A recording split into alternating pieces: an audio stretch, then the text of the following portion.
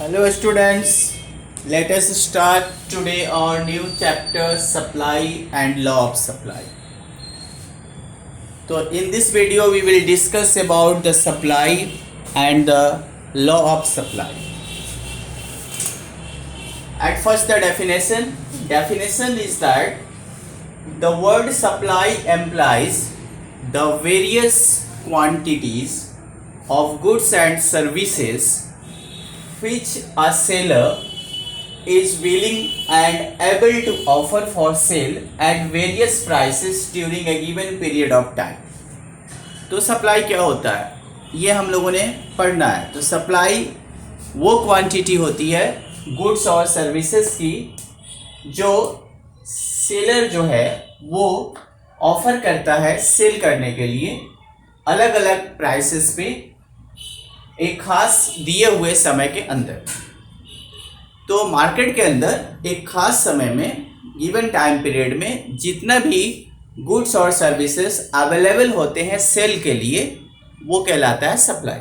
तो whatever the goods and services are available in the market in a given period of time for sale is the supply, the quantity supply. Law of supply, we have to discuss about the law of supply now. तो in law of supply it states that law of supply में ये बताया जाता है कि अगर बाकी चीज़ें if the other things remaining same an increase in the price will increase in the quantity supplied and a decrease in the price will decrease the quantity supplied.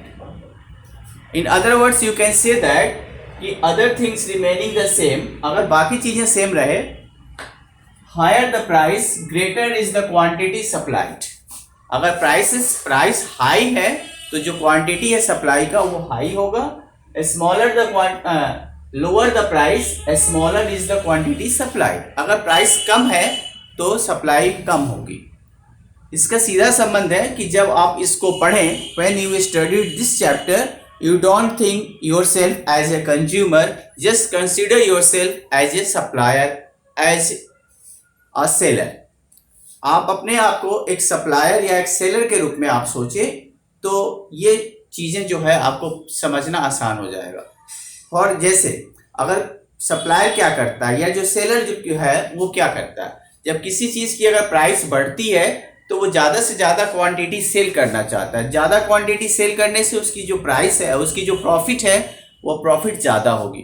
और अगर कोई ऐसी चीज़ है जिसकी प्राइस कम है तो उसको ज़्यादा सेल करने से उसका जो प्रॉफिट होगा वो बहुत ज़्यादा नहीं होगा, कम होगा।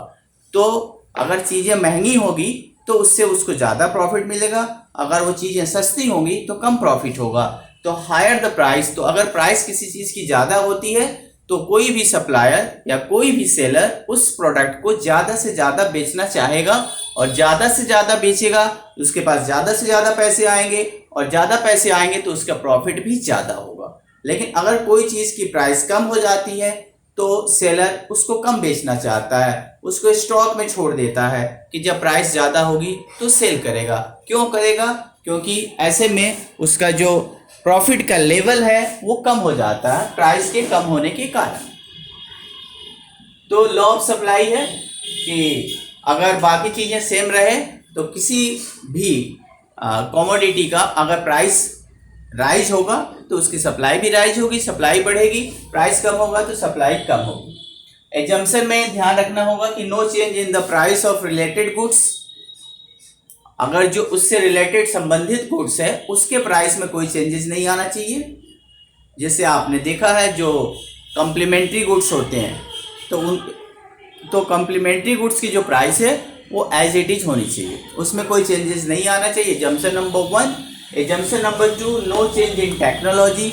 जो टेक्नोलॉजी यूज हो रही है वही टेक्नोलॉजी यूज होती रहेगी, उसमें कोई चेंजेस नहीं आएगा। And no change in the price of the factor of production. Factor of production, whatever the things are used as the factor of production, जो भी यूज होता है फैक्टर ऑफ प्रोडक्शन में, उनकी भी प्राइसेस नहीं बढ़नी चाहिए। ना लेबर का कॉस्ट बढ़ना चाहिए, ना रॉ मटेरियल्स के कॉस्ट बढ़ना चाहिए। All those things will be same. And goal of the form should also not change.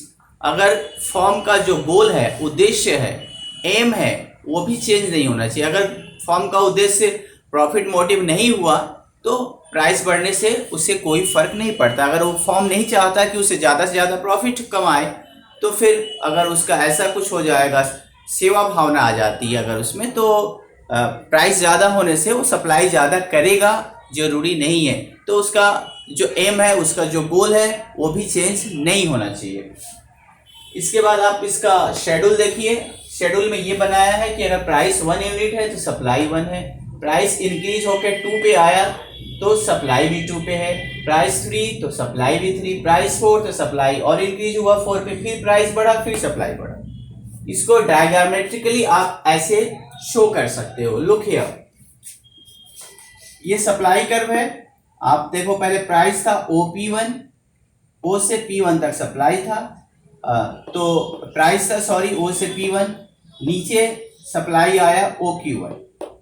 फिर आपने देखा प्राइस P1 से P पे आया, सप्लाई देखो OQ था, Q1 था, अब OQ पे आया, मतलब ये सप्लाई इतनी बढ़ गई।